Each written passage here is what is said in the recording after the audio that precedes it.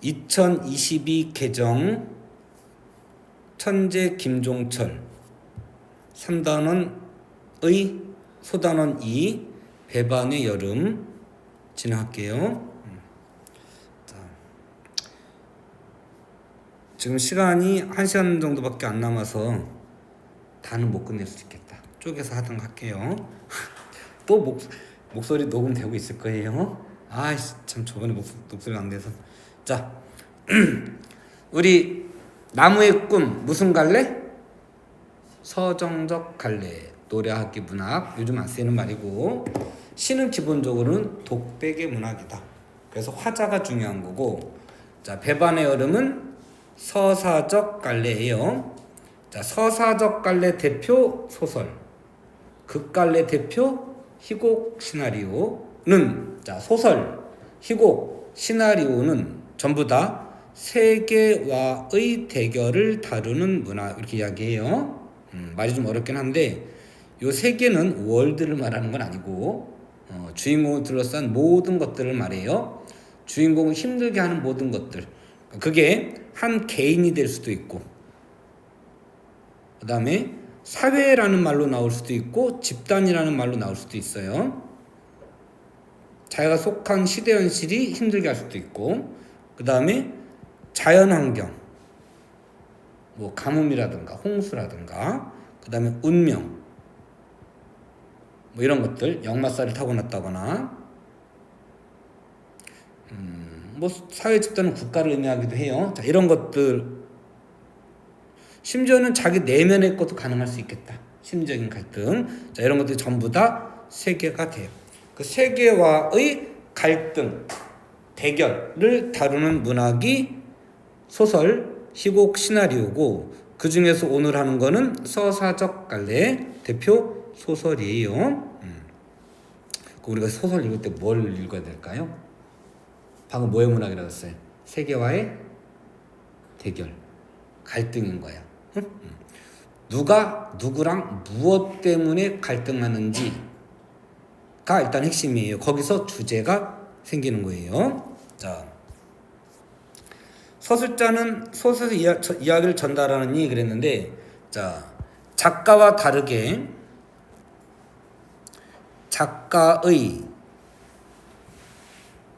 상상에 의해 꾸며진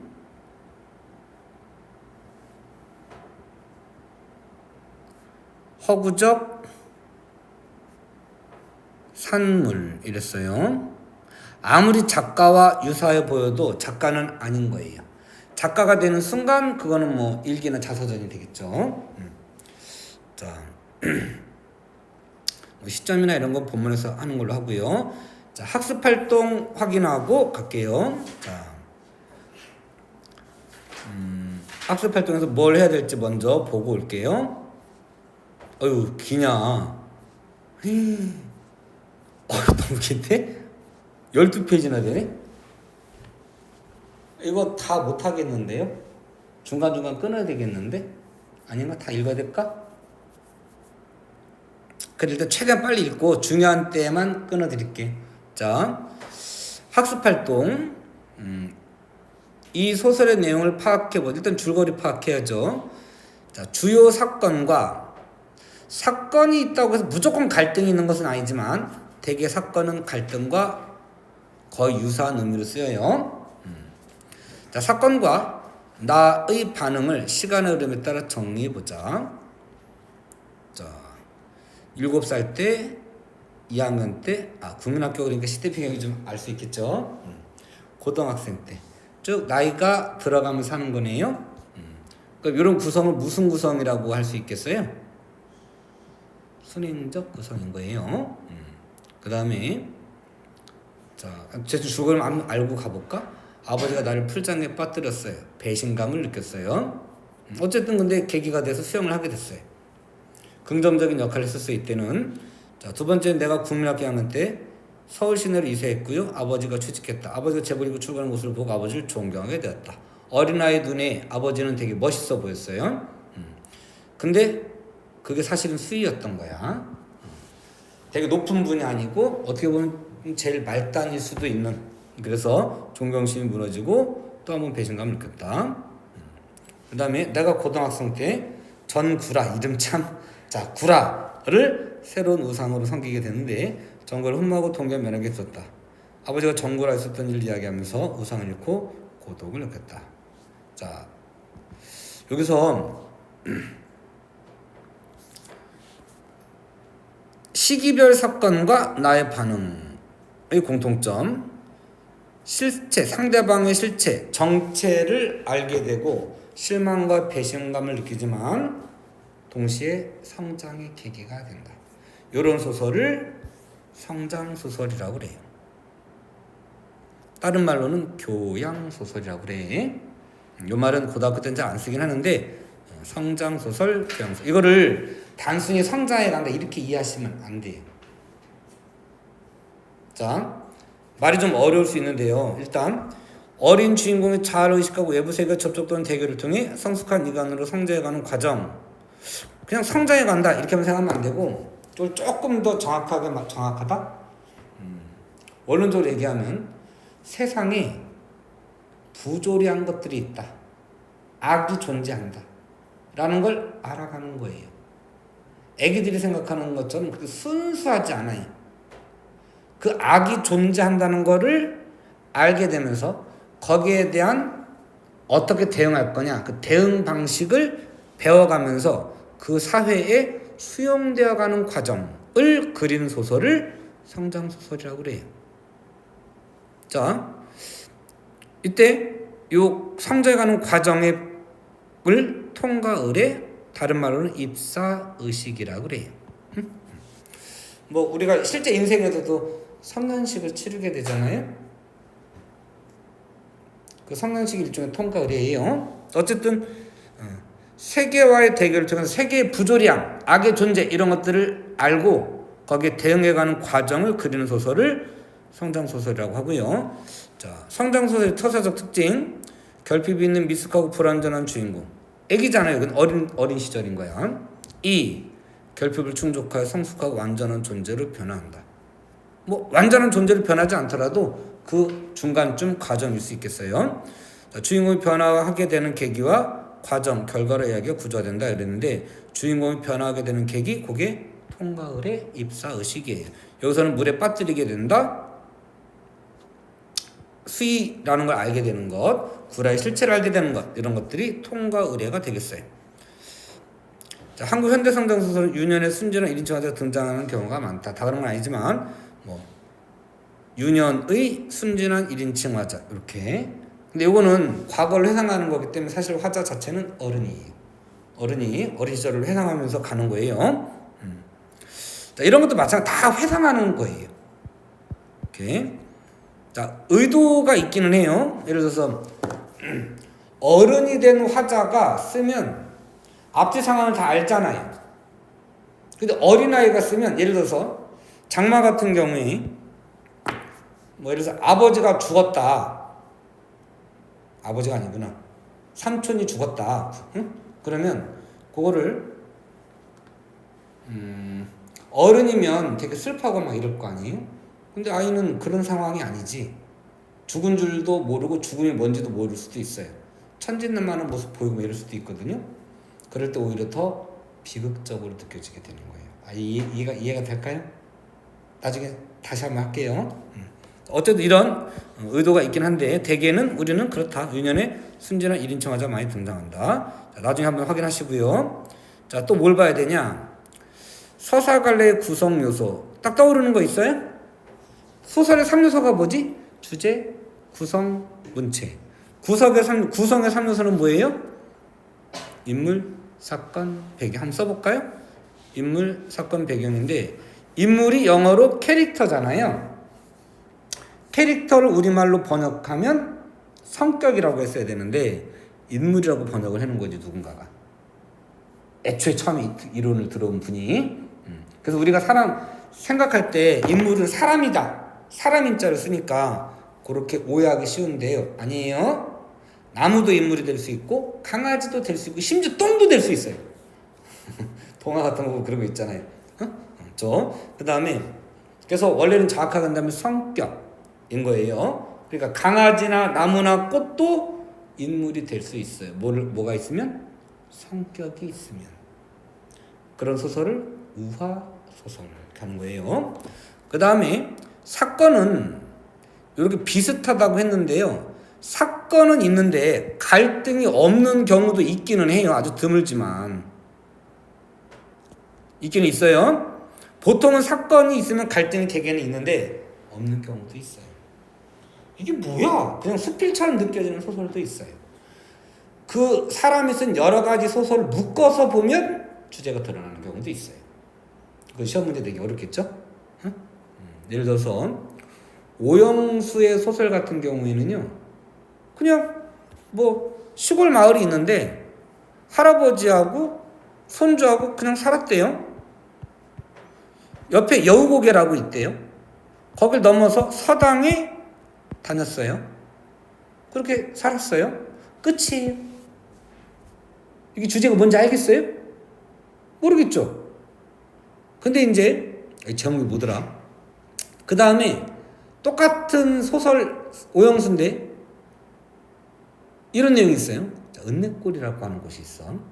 근데 거기가 산으로 다 둘러싸여 있어가지고 여기에 특정 몇 집만 살아요. 여긴 찾아가기도 어렵고 나오기도 어려워요. 한겨울에 눈이 오면 눈이 마을을 다 덮어버려가지고 문이 안 열릴 정도예요. 지리산에 있는데 배경상. 그래서 한겨울에 눈이 내릴 때쯤 되면요, 먹을 거를 미리 집에다 쟁여놔야 돼요. 감자, 옥수수 뭐 이런 거라도 쟁여놓고 해야 되는데, 그러니까 여기는 일제식민자를 배경으로 이때는 너무 먹고 살기 힘들어서 도망온 사람들, 뭐 범죄자도 있을 수 있지만 실제로 범죄자가 아니고 일제 때는 자기 논의 거를 훔쳐먹어도 범죄가 되는 거예요. 도망다니다가 굴러 떨어졌는데 은내꼴이야, 살게 되는 거죠. 자, 그런데 어느 날 눈이 내일 좀 눈이 내릴 것 같아. 근데 이제 옆집에 이웃에 몇 집 안 되지만 산딸이 다가오는 산모가 있단 말이야. 내일쯤에는 저 집도 산모가 이렇게 뭐 음식 같은 거 준비해 놓기 어려울 테니까 내가 가서 좀 도와줘야지 하고 자고 일어난 어라 문이 안 열리네. 눈이 내려서 덮어버린 거예요. 못 가. 팔 수도 없어. 그래서 이제 날이 좀 풀리면서 이제 좀 가볼까 하고 이제 부랴부랴 찾아간 거지. 여자가 죽었을까 걱정하면서 간 거예요. 안 죽었어, 다행히 안 죽었는데 뭐 먹고 살았을까? 소출 열어봤더니 뭔가 주먹만한 까만 게 뭐가 있어요. 가만히 보니까 뭐겠어요? 애기, 태아. 미친 거예요, 여자가. 그걸 넣고 먹지는 못했지. 애기를 사산을 했는데 그거를 가마솥에 넣은 거예요. 그래도 정신이 돌아오면 울부짖고 했겠죠? 그 상태로 끝난 거예요. 어느 시대예요? 일제식민자예요. 이 두 개를 묶으면 주제가 드러날까요? 드러나죠? 이건 일제식민자의 이제 아무 일도 없잖아요. 되게 평화롭고 그런 생활인 거예요. 이때는 너무 비참하죠? 정신이 나간 상태에서 사산한 아기를 가마솥에 넣은 거예요. 조그마니까 사산 됐을 거라고 보는 거예요. 큰 아기가 아닌 거예요. 누구 때문에 이렇게 된 거예요? 쪽발이 때문에. 일제의 수탈 이런 거 숨어 있는 거예요. 이런 것도 있긴 해요. 그러니까 그냥 아까 뭐 여우고개를 넘어서 이렇게 서당에 다니고 할아버지와 손주가 행복하게 살았다. 별거 없죠. 이런 소설도 있기는 해요. 일반적으로는 갈등이 첨예하게 이루어지는 부분 어디예요? 최고죠. 절정. 그래서 주로 무엇 때문에 누가 누구랑 싸우는지를 우리가 알게 되면 그 소설의 주제의식을 알 수 있어요. 그러니까 소설의 주제는 어디서 명확하게 드러나는 거겠어요? 절정에서 주로 드러나는 거예요. 결말은 해소되는 거예요. 그 다음에 그래서 우리는 갈등이 누가 누구랑 싸우는지를 잘 보셔야 돼요. 그 다음에 배경에는 뭐뭐 있어요? 배경에는 시간적 배경, 공간적 배경 플러스 사회 문화적 배경 이런 것도 있는 거예요. 조선시대를 배경으로 하는지 70년대를 배경으로 하는지 현대사회를 배경으로 하는지 등등등. 자, 예를 들어서 70년대를 배경으로 해. 군부 독재 정권이야. 근데 사람들이 셋이 우연히 길거리에서 만나서 술을 한잔 하는데 한 사람이 와이프가 죽었어. 그거를 병원에 시체 해봉으로 팔고 막상 팔긴 팔았는데 너무나 미안한 거지, 와이프한테. 그래서 사실은 그날 받은 돈을 다 쓰고 이 세 명하고 같이 돌아다니면서 막 다 쓰고 약을 먹고 죽으려고 약병을 몸에 들고 다니는 거예요. 응? 그러다가 나중에 이제 다 돌아다니다가 여관방에 들어갔어. 근데 한 방에 들어가지 않고 각각 벽으로 나누어진 방에 들어가. 그 사내가를 위해서 다른 사람이 우리 같이 고스톱이나 칩시다 이랬더니 한 사람이 대학원생이 나 힘들어요. 나가. 그럼 나도 어쩔 수 없지 뭐 하고 다음날 봤더니 죽었어. 그 두 명이 죽은 거 알고 사건에 연루될까봐 부랴부랴 도망가. 요게 1964년 서울 뭐 이런 소설이에요. 1964년 서울 1964년 겨울인가? 제목이 갑자기 헷갈리냐? 김승호 1964년 겨울이에요. 그럴 텐데 이게 군사 독재 정권이란 말이에요. 사람들이 벽으로 나누어진 것처럼 연대가 안 돼요. 응? 서로가 서로를 막 의심하고 쪼개져 있고 요 대학원생 의식이 있는 사람이면서도 동시에 사람들 도와주려고 하진 않아요. 그러면서 현실에 좀 부조한 현실을 알면서도 그걸 적극적으로 저항하지 못한 자기 스스로를 되게 늙었다고 생각을 하면서 끝나요. 그럴 때 이게 지금 1964년 서울 1964년 겨울이에요. 제목이 참 서울 쉼표 1964년 겨울 이런 제목인데 뭔가 딱 오죠. 1964년이면 군사 독재 정권이고요. 겨울 같은 이미지인 거예요. 특히 서울은. 그래서 독재 정권 하에서 파편화된 인간관계 이런 것들을 그렸군 하는 걸 시대 배경을 통해서 우리가 알 수 있는 거예요. 그러니까 사회 문화적 배경도 우리가 잘 봐야 돼요. 자, 그 다음에 소설의 3요소 중에 주제, 구성, 문체 그랬잖아요. 자, 문체, 서술, 묘사, 대화. 이 중에 우리 용어 했던가? 묘사와 대화가 진행되면 사건 전개를 뭐라고 한다고? 극적 전개. 안 했던가? 한 적 없던가? 배운 적 처음이야? 좋아. 요거는 요약적 서술, 요거는 극적 전개예요. 나중에 본문할 때 용어 정리해 드릴 거예요. 자, 구성 단계는 무엇에 따라 이루어지느냐? 갈등이 암시되면 발단, 갈등 시작, 갈등 고조, 갈등 최고조, 갈등 해소예요. 그러면 다 뭐가 들어가요? 갈등이라는 말이 들어가죠. 그래서 갈등의 변화 양상에 따라서 구성 단계가 결정이 되고 갈등이 최고조에 이를 때 누가 누구랑 무엇 때문에 싸우는지가 딱 드러나는 거예요. 그럴 때 주제가 명확해진다. 우리는 갈등을 잘 보셔야 돼요. 이걸 효과적으로 드러내기 위해서 1인칭 시점을 쓰기도 하고 3인칭 시점을 쓰기도 하고 바꾸기도 하고 장면마다 바꾸기도 하고 등등등 여러 가지가 나오게 돼요. 자, 구성 요소 여기는 이제 나와 아버지 그러니까 이건 인물이죠. 자, 일단 인물이 구성 요소예요. 인물에 대해서 파악해야 돼. 그 성격이 직접적으로 제시되는지 서술로 제시되는지 묘사나 대화로 진행되는지 이걸 보셔야 돼요.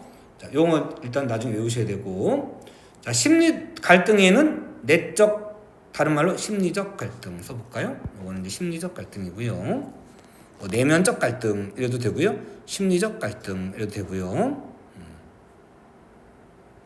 나머지 이제 외적 갈등은 아까 인물을 힘들게 하는 모든 것들은 세계라고 그랬죠? 그게 개인이 될 수도 있고요. 인간이에요. 사회라고 할 수도 있어요. 사회라는 말 대신에 집단이라는 말을 쓸 수도 있어요.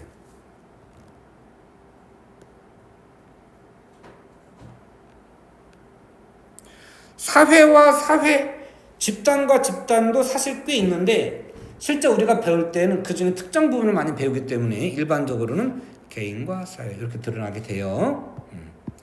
자, 인간과 자연, 아까 가뭄, 홍수 이런 거 있었죠?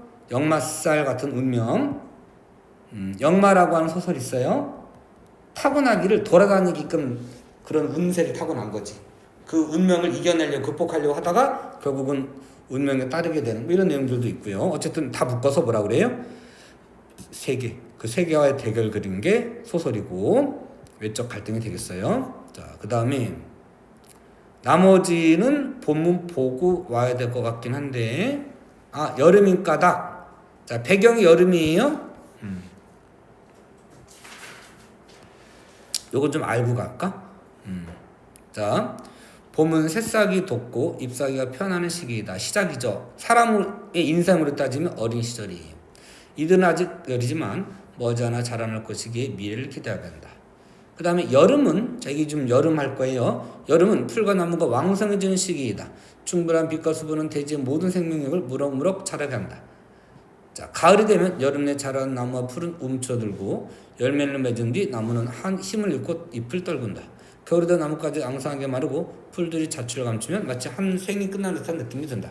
이러한 계절에 따른 자연의 변화는 인간의 삶을 연상하게 한다. 그 중에 배반의 여름이 있잖아요. 그럼 사람으로 따지면 어느 정도 성장이 이루어지고 왕성한 성장이 이루어지는 때라고 그랬어요. 자, 나는 3번의 여름에 1년의 사건을 겪으며 성장하고 있는데 우연히 또 그때마다 여름이었네요. 만물이 성장하는 시기인 여름을 배경으로 해서 이를 상징적으로 나타내고자 한다. 인물의 성장, 의식의 성장을 나타내려고 한 거다. 한번 써놓을까요? 이것도 밑줄 칠게요. 성장하는 시기, 인물의 성장을 의미해요. 너무 얇은가? 잠깐만, 두께를 조금 두껍게 해볼게요.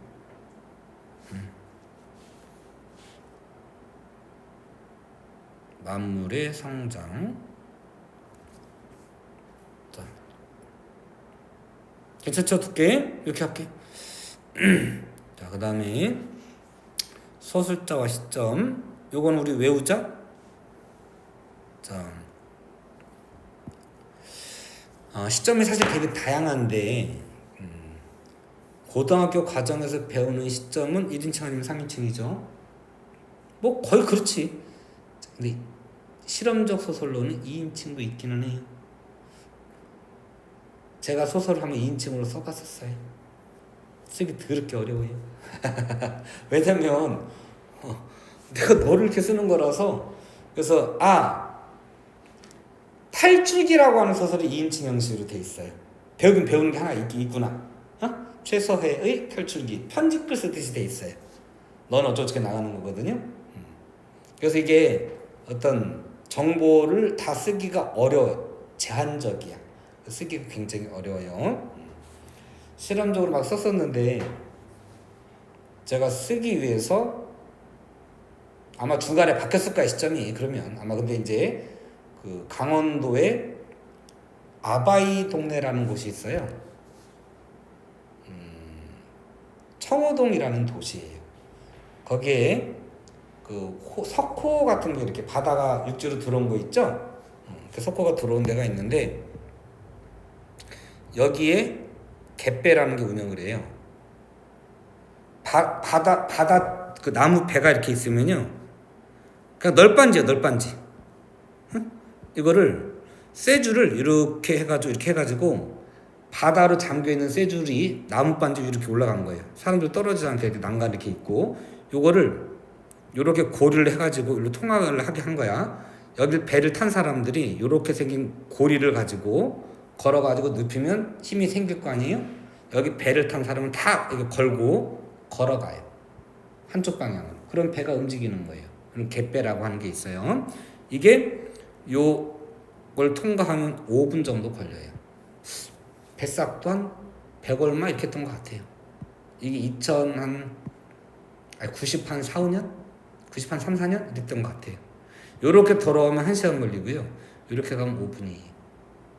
국회의원들이 선거철만 되면 여기에 그 개폐교를 만들어주겠다 이렇게 공약을 해요. 근데 당선이 돼요? 그러면 안 지켜요. 왜냐? 여기 있는 사람들이 아바이 동네라고 그랬잖아요. 이북 오도민이 사는 곳이에요. 평안도, 한경도 이런 사람들 사는 사람들. 이 사람들은 어떤 지역에 대한 애착도 좀 적고 언제든 떠날 수 있는 사람들이다라고 생각하는 것 같아요. 그래서 개발이 안 된대요. 제가 여기 한번 갔다가 너무 인상이 깊었어요. 힘겹게 사는 것 같기도 하고. 담이 없어요. 일단 담장이 없어요. 그냥 지나가다가 평상에서 밥 먹고 있으면 어유 맛있겠네요. 그럼 어유 와서 같이 먹고 가세요. 같이 먹고 가고 그래요. 인정미가 있죠? 응? 그래서 나중에 일로 15박 16일로 해가지고 인터뷰를 하려고 취재를 하려고 여행을 갔던 적이 있어요. 그래서 쓴 소설이 개pen데 개pen데 원래는 15년 20년 계획으로 쭉 쓰려고 했던 거거든. 그 중에 앞에 특정을 따가지고 부분을 따가지고 희곡으로 각색해서 내기도 하고 그랬었어요. 좀 특이하게 썼지. 뭐할씩 창작력도 없는 새끼가 2인칭 소설로 일단 쓰고요. 좀 특이하게 썼어요. 모든 장은 맨 앞에 꿈을 집어넣어요. 꿈속에 있는 내용을 상징적으로 해가지고 매번 꿈을 넣고 꿈과 어떤 시 이런 걸 넣어서 상징을 해주고 그리고 가는데 처음 첫 장에서는 내가 휴지로 나와요. 신문지로 바꿨다가 되게 아이들은 되게 재밌죠. 병 속에 갇혀서 대학생들이 집회를 하는데 독재 정권 하에서 되게 답답해하는 의사소통 잘 안 되는 뭐 술 처먹을 수밖에 없는 뭐 이런 내용을 앞에 좀 쓰고 그래서 빙하기의 첫 번째 제목이 1장의 제목이 근데 그걸 이제 그때는 286 컴퓨터에다가 하고 플로피 디스크 그리고 습작 노트가 내가 있었는데 플로피 디스크나 지금 집에 있는 건 이제 돌릴 수 있는 컴퓨터가 없고 습작 노트에다가 쫙 써놨는데 도배하시는 분들이 내가 그 가방 안이 그 고리로 이렇게 만들어진 가방이거든. 툭 열리는 가방이 아니야. 그 가방 안에 습작 노트와 그 다음에 그 학원 초창기에 애기들이 나한테 써준 그 마음 아픈 편지들 좋은 그런 내용 말고 마음 아픈 편지들이 있어요. 예를 들어서 뭐 이혼당해가지고 부부가 이혼해가지고 애기들이 대구로 부산으로 찢어져 가는데 그 애들이 쓴 편지들 마음 아플 것 같죠? 그런 편지하고 걔들이 막 롤링페이퍼 써준 게 있어. 그것들이 들어가 있는 가방이야. 근데 도배하시는 분들 그걸 폭 쏟았대. 풀이 잔뜩 묻었대. 그 중에 묻은 게 뭐냐? 그 편지들과 롤링페이퍼와 그 다음에 습작 노트를 뽑아서 버렸대. 왔더니 없어진 거야. 아니 쌍 진짜 20년 계획으로 내가 15박도 갔다고 이렇게 쓴 편지 글인데 일단 맨 앞에 구성만 들어도 좀 특이하고 재밌지 않니? 응? 표현도 되게 재밌게 그때 했던 것 같은데 내 머리에서 그렇게 나왔나 싶기도 해. 그 중에 1장만 뽑아서 희곡으로 써서 뭐 리포트도 내고 그랬었단 말이에요. 많이 어렵다고 하긴 하더라 선생님이 하긴 하는데 그래도 어쨌든 상징적인 걸 좀 읽어주셨던 것 같아. 그 바람에 그 소설은 날아갔어. 전체 제목은 갯배. 내용은 이북 오도민의 자녀가 타양이죠. 이북이 아니니까 타양이잖아. 강원도 쪽에서 있다가 서울로 와서 대학생활을 하면서 군사 정권하에서 점점 성장해 가는 거지. 그러면서 뭐 이렇게 그려고 했던 소설이에요. 내가 커가면서 내가 성장하면서 그걸 같이 담아내려고 그 한 20년 했던 거예요. 그 바람에 다 날아갔죠. 자, 시점이라고 하는 게 어떤 이야기를 최대한 효과적으로 드러내는데 딱 맞는 시점을 잡아내는 거예요. 내가 만약에 몇십 년 동안의 배경을 쓰고 싶어. 그럼 1인칭 소설이 좋겠어요? 3인칭 소설이 좋겠어요? 3인칭 소설이 좋지. 전지적 작가 시점 쓰기 좋아요. 1인칭으로 쓴다 그러면 1인칭 주인공이다 그러면 상대방의 마음을 쓸 수가 없잖아요. 예를 들어 나랑 헤어져가지고 상대방이 화장실에 들어갔어. 어떻게 쓸 거야? 내 화장실 내 안에 있는 거를. 그죠? 그러면 들은 이야기로 쓰든가 내가 나를 어떻게 묘사할 거냐? 거울을 보고 묘사를 하거나 아니면 다른 사람이 나에서 말한 걸 써주거나 이런 제한이 있는 거예요. 그래서 시점이라고 하는 것들도 또 예를 들어 1인칭으로 쓰면 좀 더 신뢰감, 친밀감을 줄 수는 있겠지만 자기 생각이니까 좀 주관적이겠죠. 관찰자적으로 3인칭으로 쓴다면 좀 더 객관적일 수 있겠고. 그래서 어떤 식으로 내가 주제를 구현할 거냐, 형성할 거냐를 가지고 시점도 정하는 거예요. 자, 그래서 시점도 소설을 구성하는 중요한 요소가 된다.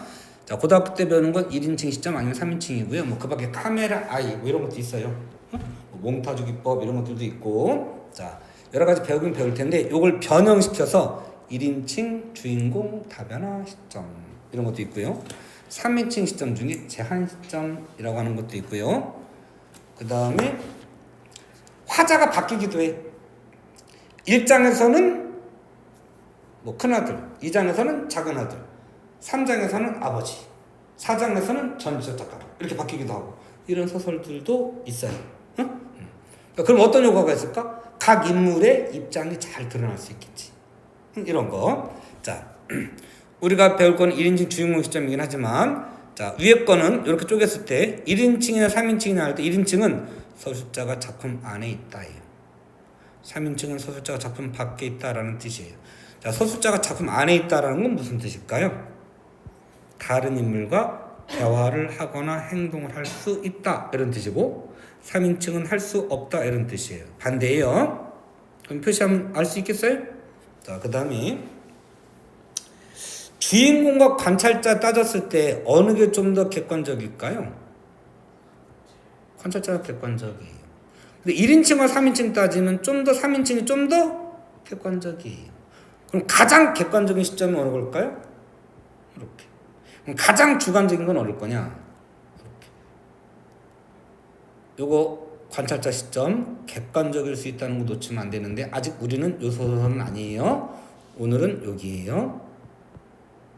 다만 요거를 다음 보기와 같이 바꿨을 때 효과로 적절한 것은 에가 나왔는데 나가 안 나오고 그라고만 나와. 이름만 나와. 누구누구는 이런 식으로. 또는 그라고만 나와. 그럼 3인칭으로 바꾼 거죠? 그럼 좀 더 사건을 객관적으로 표현하고 있다. 객관성을 부각하고 있다. 이렇게 하면 되겠어요. 자, 우리 보면 이제 시점 확인할 거고요. 소년인 나를 서술자로. 자, 나가 겪은 사건을 쓰면 직접 경험한 듯한 느낌이 들 거 아니에요? 그럼 독자에게 뭔가 신뢰감, 친밀감을 줄 수 있어요. 다만 주관적인 문제점은 있을 수 있지만, 자, 일단 소년인 나를 서술자로 설정한 까닭. 자, 나가 어른이 아니야. 소년으로 되어 있는 거야. 응? 자, 이 소설의 서술자 당문자 바꾸면 어떻게 달랐는지 생각해보고 글쓴이가 소년인 나를 서술자 설정한 까닭. 자, 아들의 학교가 그러면 서술자가 누가 되는 거야? 아버지가 되는 거죠. 아들의 학교가 여름방학을 한 지 며칠 안 되었을 때였다. 나는 직장에 아들을 데려가야겠다고 마음먹었다. 제복을 입은 내 모습에 존경의 눈빛을 보내는 아들에게 현실을 깨우쳐 주려는 생각이었다. 내가 그렇게 뭐 존경받을 만한 그런 높은 위치에 있는 게 아니야, 애야. 너는 공부 열심히 해가지고 높은 위치에 좀 올라가봐. 이런 마음이었을 수도 있어요. 출근길에 이 이야기를 꺼내자 내 예상대로 아들은 좋아서 펄쩍펄쩍 뛰었다. 요건 거지. 근데 아내가 아들을 껴안고 필사적으로 반대했지만 왜?